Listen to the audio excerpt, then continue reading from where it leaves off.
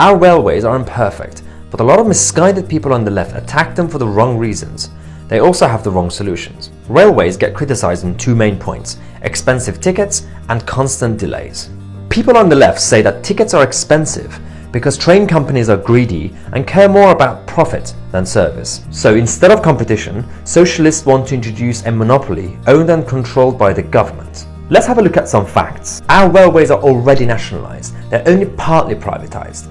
And they've already brought a lot of benefits since they became partly privatised. According to Office of Rail and Road, since privatisation, number of journeys have doubled and number of passengers have gone up by 135%. In terms of punctuality, the UK scored 92%, compared to 90% for France and 80% for Germany. According to the EU, satisfaction with rail in the UK is second highest in Europe, behind only Finland. Currently at 83%, 10 points up in the last decade.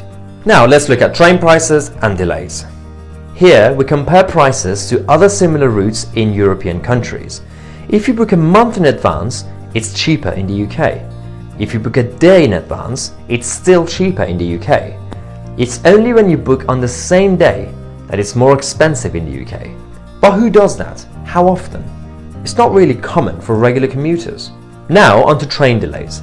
You'll be surprised to hear that delays happen thanks to the nationalised part of the railways. The infrastructure, maintenance and day-to-day signalling are controlled by Network Rail and government bureaucrats, not private train companies. But what about the greedy train companies only caring about profit?